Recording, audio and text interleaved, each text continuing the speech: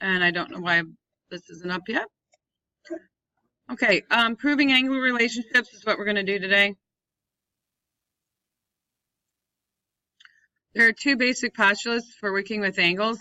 I've somehow printed off a packet that has a typo on it. Yours says the ruler postulate, and it's not the ruler postulate. It's the protractor postulate. We did ruler postulate when we were talking about segments. And I know I corrected this at one time, but somehow I grabbed out an old one that, I don't know, must have had a paper clip on it, and I accidentally ran it off with the incorrect answer on there. So the protractor postulate is about assigning numbers to angle measures. And the angle addition postulate is the other super important thing we're going to talk about today.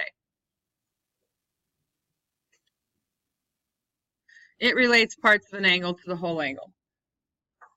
So the protractor postulate says, given an angle, the measure can be put in a one-to-one corresponding with the real numbers between 0 and 180. And you guys are familiar with the shape of a protractor. It looks something like a half circle. And it's got a little middle where you line it up. And then if your arrow's pointing to the left, you put 0 on the outside, and then you read the outside numbers to 180 on the outside.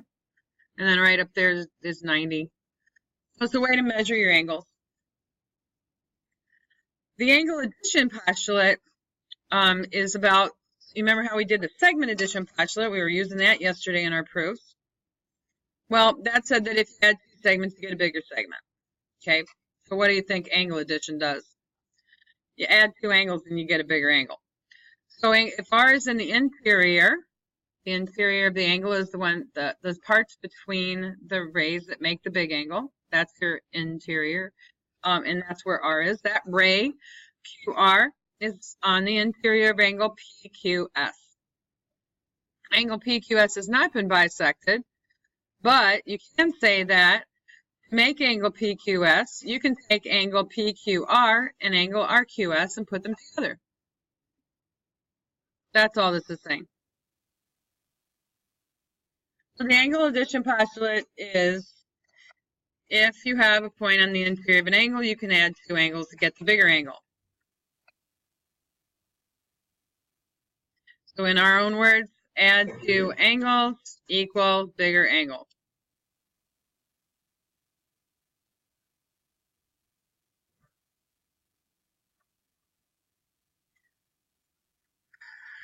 For example 1, we got this 48. It's standing for the whole thing there. So I'm just going to say that 3x plus 4 plus 20 is equal to 48. We'd combine our numbers. 3x plus 24 equals 48. We would subtract 24 from both sides and solve this to say 3x is equal to 24. And then finally we divide by 3 and say that x is 8. That is one example of how to use the angle addition postulate.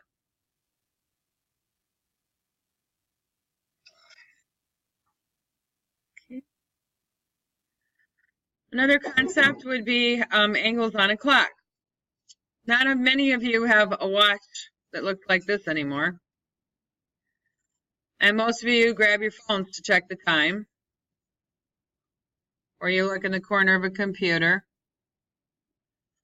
You hardly ever look at those, do you? Those things in the room. You do now. You look in the classroom, so you've learned how to read those, right? Hopefully. Some kids don't get those very well, but we can look at this. We know how many hours there are in a day, and it's not what's on the clock, is it? The clock only has half a day on it. But you got AM and PM, and so there's 12 hours per half of the day. Right, and I'm just a quick little lesson on clocks. I'm not going to say a whole lot about it, but going around a circle is how many degrees? Yeah, you all know that. So how many degrees are on each segment between 12 and 1?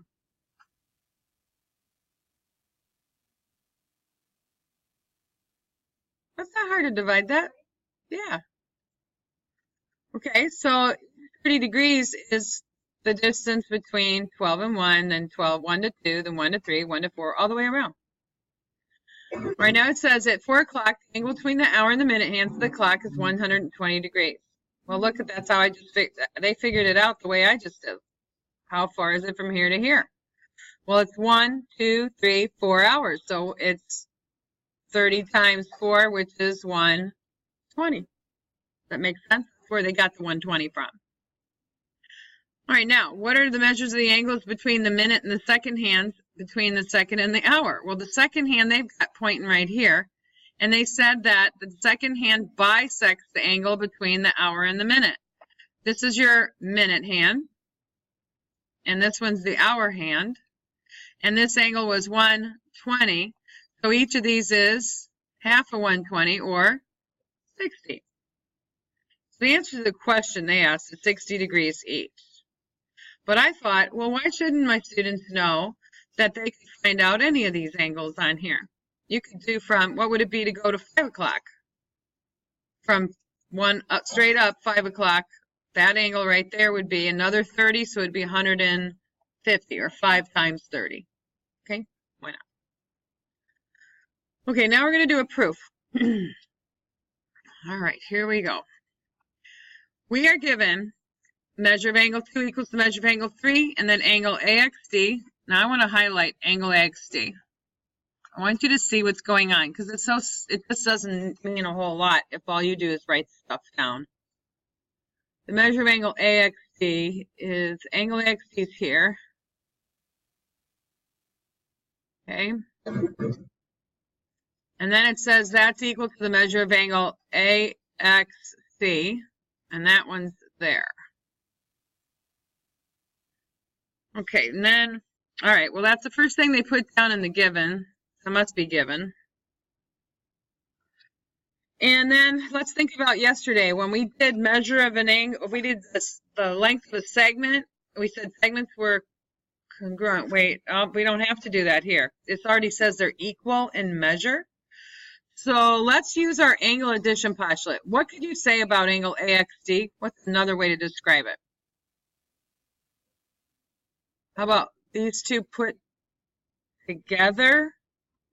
These two, could you say AXD is angle 2 plus angle 1? You see what I'm saying? These two put together. So let's try that. We're going to say that the measure of angle AXD is equal to the measure of angle 1 plus the measure of angle 2. Angle AXD is, again, angle 1 plus angle 2. And that would be by the angle addition postulate. That's the new one today. Here's how you could abbreviate that. You can just write angle add POST. That would be enough for me. Angle addition postulate. So if they went ahead and wrote that angle AXD is angle 1 plus angle 2, what do you think they do next? Add 3 and 4 to get angle AXC. So that's what I'm thinking we'll put next. Yep. The measure of angle AXC is equal to the measure of angle 3 plus the measure of angle 4. Now, what the heck am I doing this for? I'm trying to prove that the measure of angle 1 is equal to the measure of angle 4. That's what's in the last line. Now I see how I'm getting a 1 and a 4 in here. I'm starting to get somewhere, maybe. That's what a proof is doing. It's trying to whittle its way down to the end result.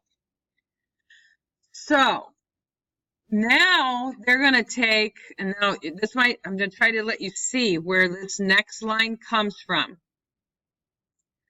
What they did was they've got the measure of angle 1 and 2, and they took that and oops, I said the word.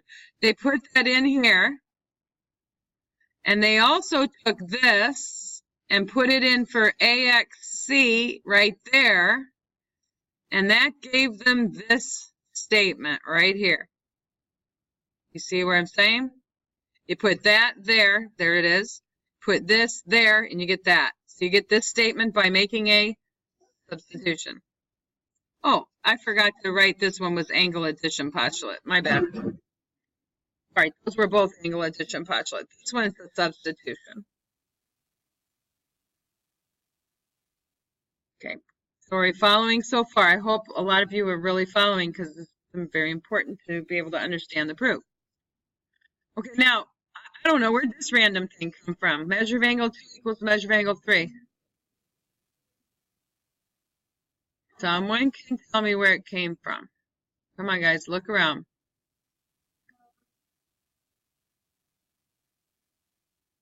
If you do not know where it came from, because I don't see it coming from this, look up here. This is not all the time do they put all the givens in the beginning. That's my point. Okay, if you don't know where it came from, check up here. It was given. Okay, and here's why they wanted that in the proof at this time. They want to get down to angle 1 equals angle 4. Guys, think about what I'm saying, because it's not, you can tell if you pay attention. They want to get to angle 1 equals angle 4.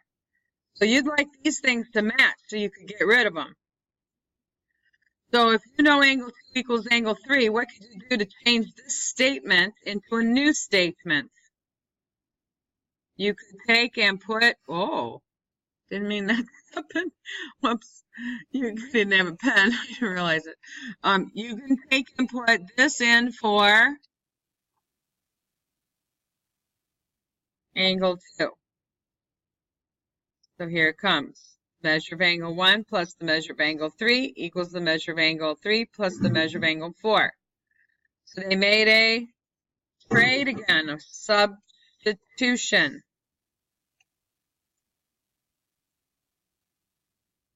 All right, and then what would you do to get rid of those angle 3s? You would just subtract them. Yep. And you've made your proof. You're finished with your proof.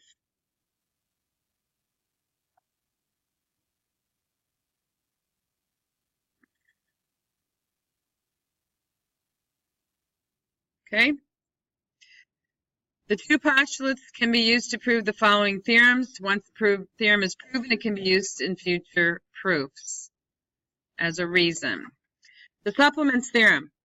If two angles form a linear pair, an LP, this is at the bottom of the front page, and they are supplementary.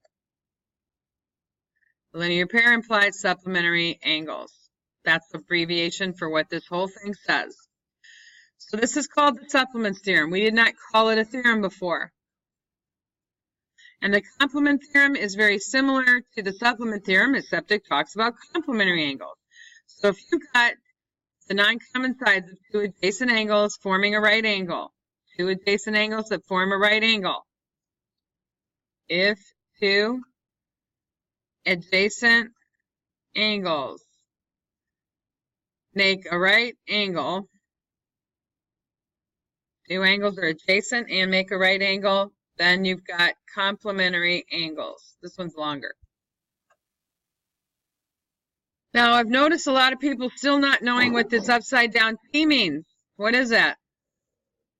Okay, boy, that wasn't bad. That was quite a few of you. Perpendicular.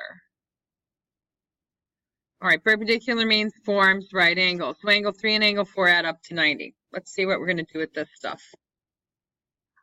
We got a flip our page.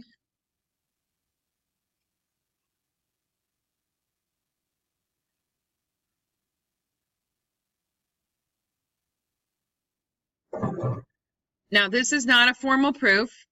This is simply an example of the kind of problems we did prior to even discussing proof at all, and what you would have done to solve it, except we're going to write out the steps.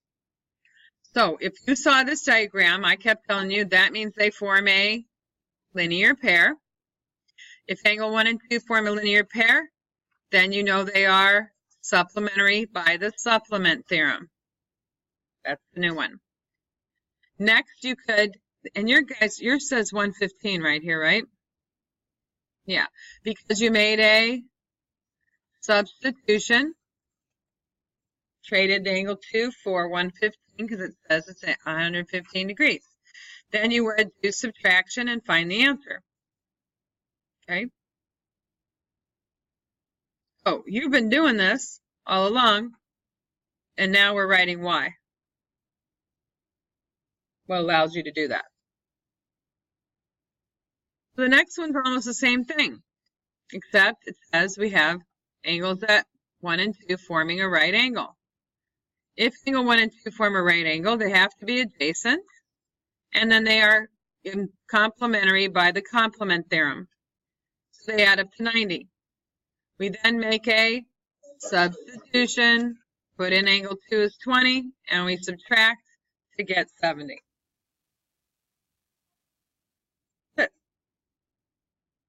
But I'm using the complement theorem to write my equation. Okay, so that's what's going to come next. We're going to have to decide what theorem are we using to write our equation. All right, next one. We're going to try this big long proof. I'm not going to use these on the side because I realized I had run off an older version, and I'm not going to even use this stuff on the side. We're just gonna fill it in. Show you how to do it from start to finish. Okay, first we're going to put in if angle 1 and angle 2 form a linear pair. So angle 1 and angle 2 form a linear pair was given. And I use LP for linear pair. That has been given to us. If angle 1 and angle 2 form a linear pair, the supplements theorem says that angle 1 and angle 2 are supplementary. Is that what's on your paper? Yeah. And that would be by the supplement theorem. Yep, supplements theorem or just sup theorem, you can write. Now, if you know they're supplementary, then the measure of angle 1 plus the measure of angle 2 would be 180. That is the definition of supplementary angles.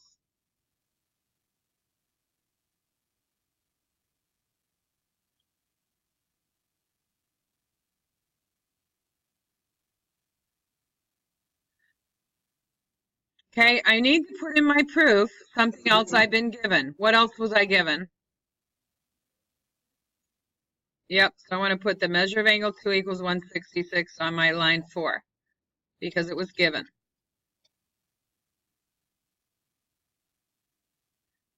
Now I'm going to use line 3 and 4 to make a new statement where I replace the measure of angle 2 with 166, which is doing a substitution.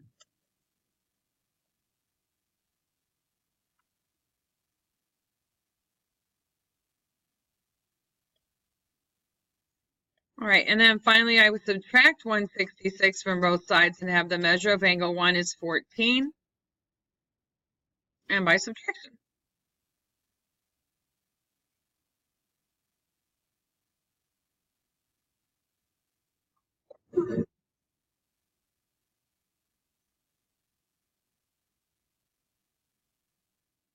Okay. Okay, here's what we're going to do now. It says find the measure and name the theorem that justifies your work.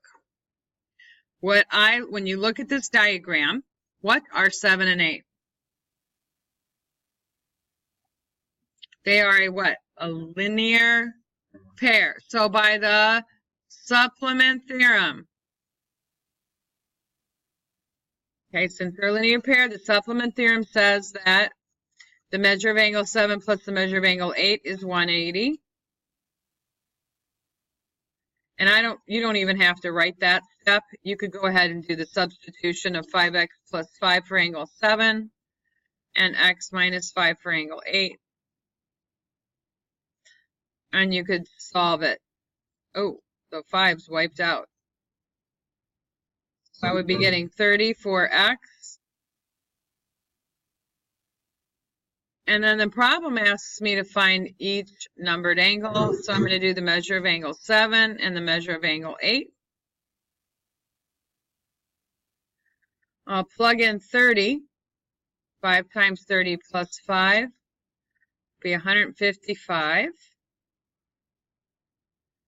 And 30 minus 5, of course, is 25 for angle 8.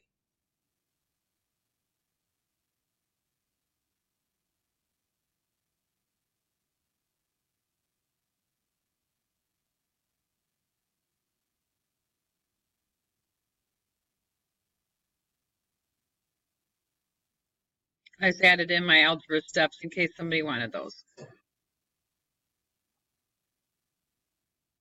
right, let's try another. B. Oh my goodness. there's 4 angles.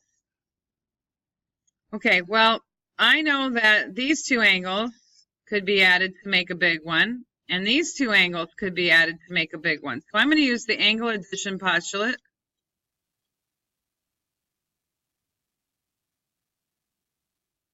And then I'm going to use the supplement theorem, because once I got the 2 angles forming a linear pair, then I can use the supplement theorem.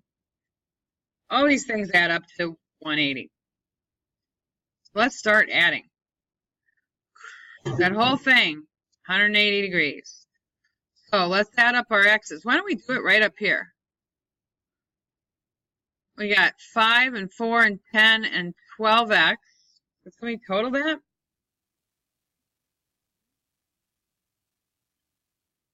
I mean, or would you rather I wrote it out in some big long string? Isn't that nice to do it that way? You can always do that, where you can add them right here. Since I plan on adding them all up, what's 6 and minus 12? I could put plus 6 minus 12 equals 180. And I could combine those. So as long as you have 31x minus 6 equals 180, you're ready to go. We will add 6 to both sides. 31 times x is equal to 186. And I think we get 8.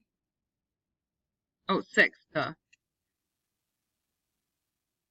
Now we are supposed to find each angle. So the measure of angle 5, the measure of angle 6, we got to get those all. So I'll pop in my number, my 6 up here. Do 5 times 6, so I got 30 degrees. 4 times 6 plus 6. 24 plus 6 is 30 again. I didn't know that. They're all equal, aren't they? Or they're pairs. 10 times 6 is 60. And 12 times 6 minus 12 is 72 minus 12, which is also 60.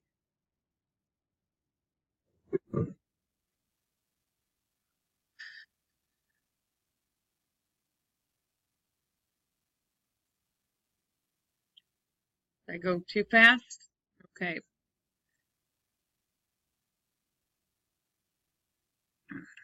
All right, one more here. Oh, these guys, 13 and 11 form a linear pair, so we're going to be using the supplements theorem. And we're just going to add 11x plus 10x plus 12 equals 180.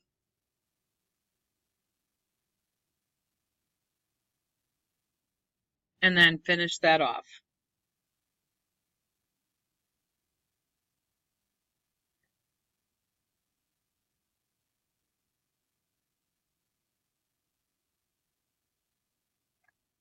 What is 168 divided by 21? All right, and then you're supposed to find your 2 angles.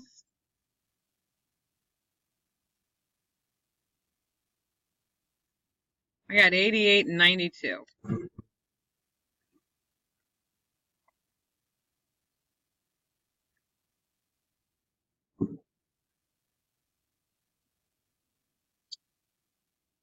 The rest is assignment. The rest is assignment. Oh, I'm sorry.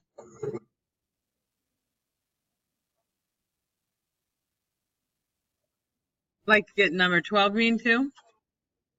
Yes, number 30, angle 12 would be 88. Because it's vertical with 11. All right, the rest is assignment, but we need to do our ISN.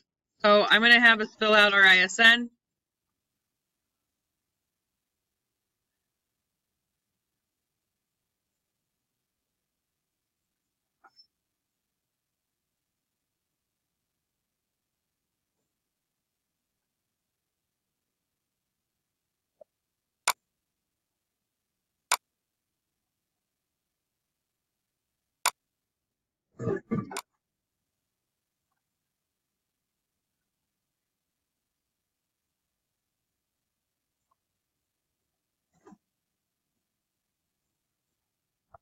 Fired. Oh. All right, so ISN, right, should be what you have filled in all the way up to this page right here where it says segment addition postulate.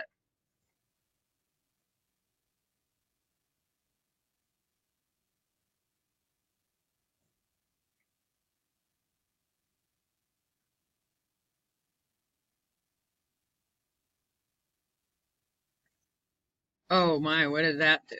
Oh, that was not a good thing. All right, guys, I hope you're ready. I should have paused, but I didn't.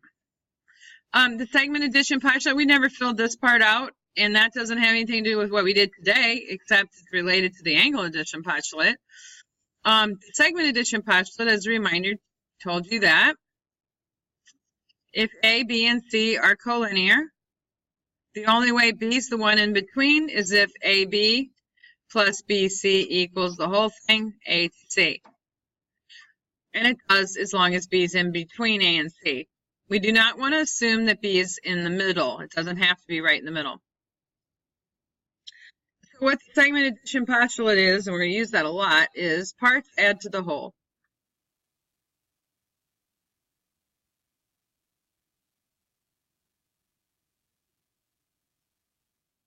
I don't know why I put a T in the word whole. It should be just T. Oh, not a T, an L. Okay. Today, the first one we looked at was, well, one of the things that we looked at today was the supplement theorem. If two angles form a linear pair, that's an LP. So if you have a linear pair, then you have supplementary angles.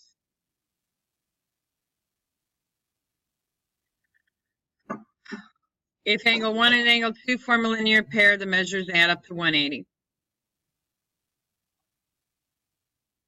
And supplementary implies 180 degrees.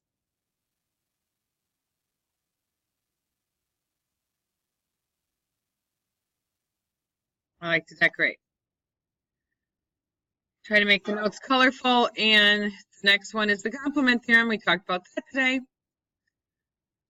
If non-common sides of two adjacent angles form a right angle, oh, I want to highlight that. We seem to not quite understand that concept sometimes. So GJ, ray GJ, that right there, that's the common side.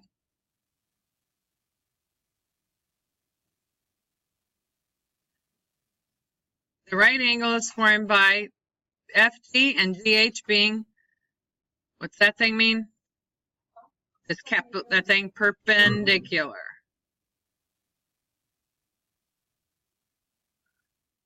My letters did not come out right.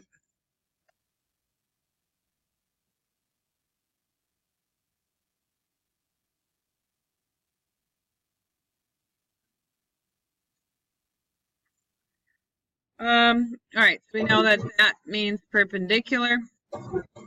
And abbreviation or something I could write for, maybe that's not really much of an abbreviation, but adjacent angles, and they have to be right, there has to be a right angle, implies they are complementary, which means they add up to 90.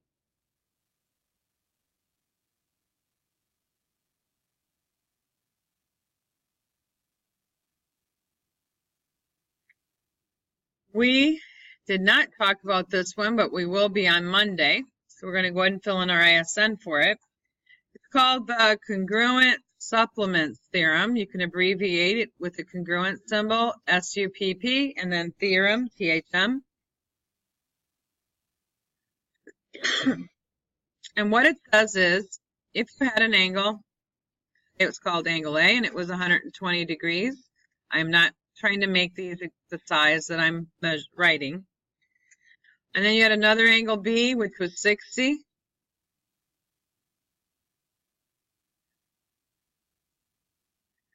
And then we're going to have a third angle, C. And what we're going to try to say is here, this is what this is saying. Angles supplementary to the same angle or congruent angles are congruent. what its meaning is. In the diagram, it'll make more sense if you say, if angle A is congruent, not congruent. Sorry about that. I wrote congruent. I let myself get distracted momentarily. If angle A and angle B are supplementary, okay, and angle B and angle C are supplementary, then what would have to be true? Well, if A and B are supplementary, A is 120 and B is 60. If B and C are supplementary, what size does C have to be?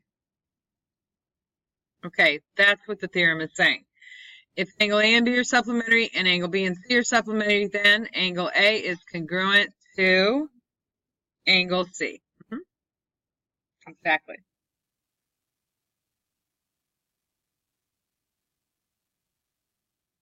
Yes. Oh my gosh, that looks horrible. Thank you for saying something. It does look awful. Now that I go back and look at my own writing, I'm like, what does that say? Adjacent angles and right angle. Sorry. Right angle. No, actually, it was bad. So I'm glad you told me. All right, there's a congruent complements theorem that is very, very much like the congruent supplements theorem. So it's called the congruent COMP theorem. So now I'm going to make some other angles. Let's say I have an angle that's called angle P and it's 40. And then I have another angle somewhere and it's called angle Q and it's 50. Then I have another angle R. So let's see the point to this one. It's very much like what I just did. If angle P and angle Q complementary and angle Q and angle R complementary, then what would have to be the size of angle R? It would have to equal angle P. So angle P is congruent to angle R would have to be true. I wrote 50 instead of 40. Oopsie. Thank you for catching that. Hyla? All right. Whoa. Need to make it be a 40. Oh, get out of there.